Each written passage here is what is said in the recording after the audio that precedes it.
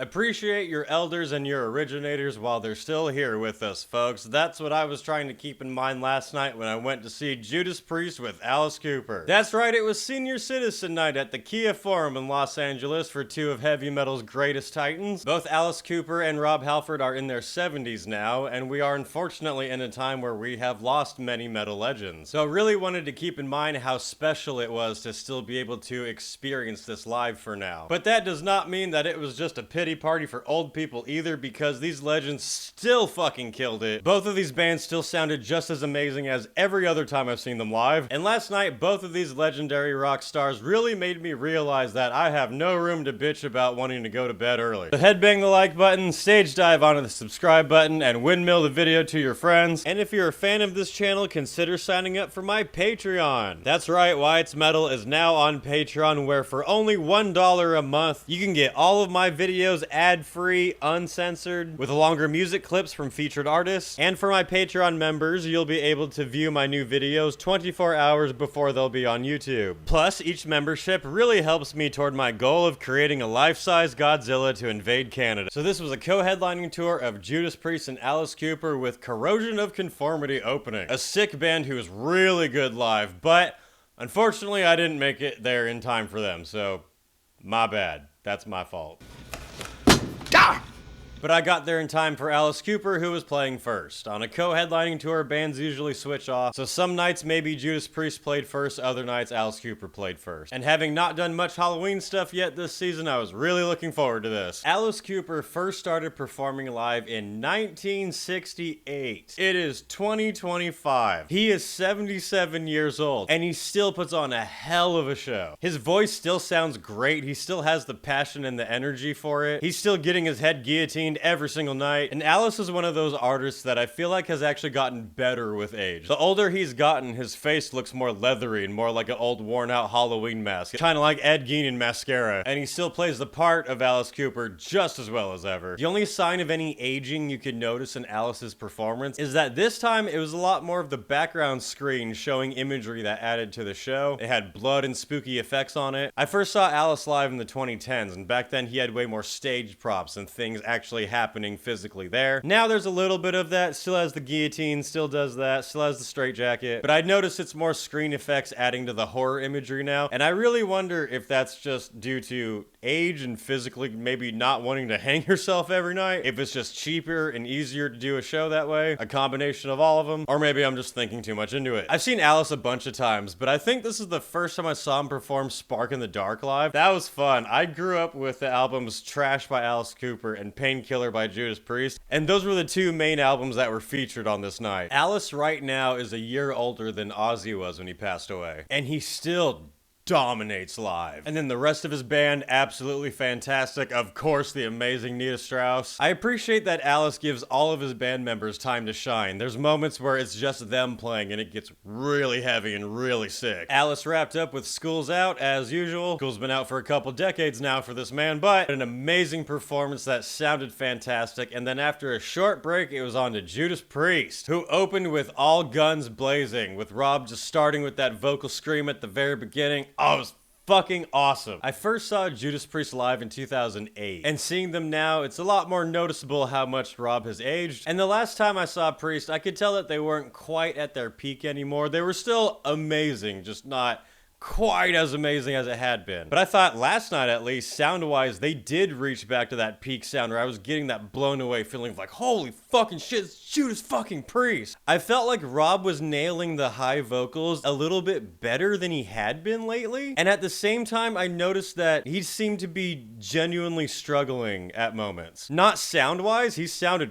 amazing the whole night, but there were moments where he was doing vocals and he'd lean a little bit, or in between a song he did sit down when he was talking. Little things that aren't super noticeable. It's not like he just sat down in the middle of a song and stopped, but little things I noticed that are signs of age and a bit of a struggle. Like, look, in this video, he's breathing kind of heavy, and that gives me the impression that this did genuinely take a lot of energy out of him, which is impressive as fuck to even be doing something like this in the first place at that age. And his couple moments of leaning that I happened to notice did not take away at all from how fucking amazing the sound was, amazing he sounded, how great it was just to see Rob Halford again. It's like being in the presence of Santa Claus wearing leather, especially when they were doing songs from Painkiller and Free Will Burnin'. Felt like mentally I was being transported back to when I was a kid first listening to these albums, be like, oh fuck yes! But then came a big slap of sobering reality when they played the song Giants in the Sky, dedicated to the metal musicians that we've lost in recent years. And it was really heavy, not in a metal way, but in an emotional, human way, to see them showing pictures of Dio and showing pictures of Lemmy and of Ozzy, and to be there with Rob Halford and knowing that these were his friends. It's not just a band paying tribute to people that they were influenced by. It's like being in the presence of someone who's gonna be the final person to be added to Mount Rushmore. And I gotta imagine how extremely heavy that is for Rob Halford. I always try and put some perspective, whatever, on this fact, because it's amazing to think that we've been making heavy metal for over 56 years now. That's a long time. My knees tell me. Tonight's all about music.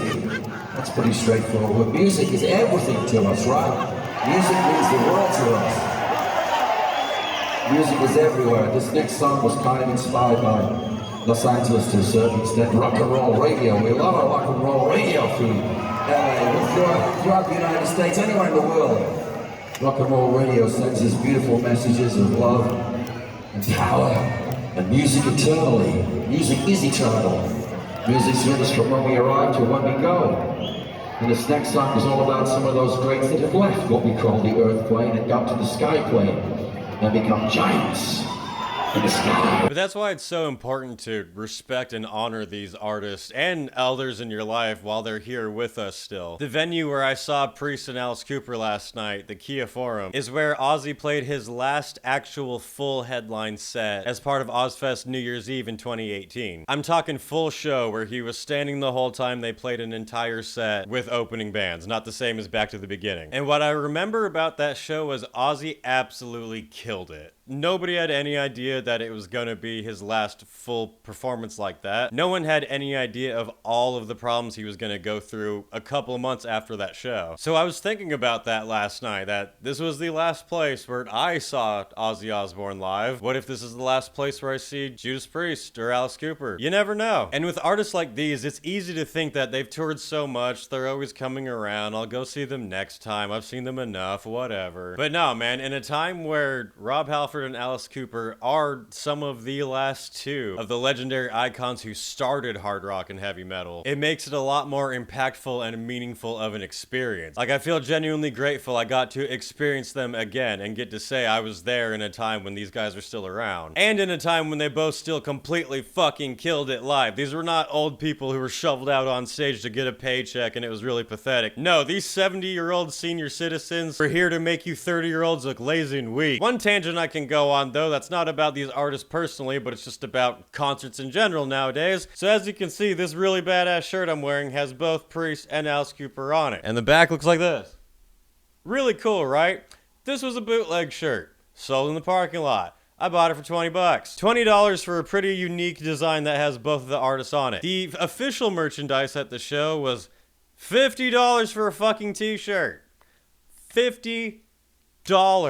These artists are from a time when charging $50 for a concert was fucking insane. And it's not just these old guys being demanding. Pretty much every big concert you go to now in arena, shirts are gonna be $40, $50, which is immediately a huge turnoff for people like me who think that's absurd, who remember a time when sweatshirts were $40. But especially a lot of the time, the official merchandise just isn't that cool looking. Sometimes it's rather simple, or sometimes it does have a neat design, but it's $50 fucking dollars. And then there's bootleggers in the parking lot selling shirts like this for 20 or even cheaper after the show. So in a time when there are a lot of problems with the concert industry and artists getting paid what they deserve, I think making better t-shirts for a more affordable price would be a good place to start for some bands. But yeah, that's my recap of Alice Cooper, Judas Priest in 2025. Still out there teaching the new generations how it's really done. Did you guys hit up this show in your area? What did you think about it? Or what was the best show you saw this summer? Let me know in the comments below. For For more from me, check out my band Dark Insanity. You can find our debut EP, Rabid Psychosis, available now on all streaming platforms. We've got Wyatt's Metal and Dark Insanity merch available now in my shop. We've also got hoodies, hats, buttons, stickers. We even have Dark Insanity weed bags. Link is in the description of this video. Anyway, that's it for now, and I'll see you in the next video.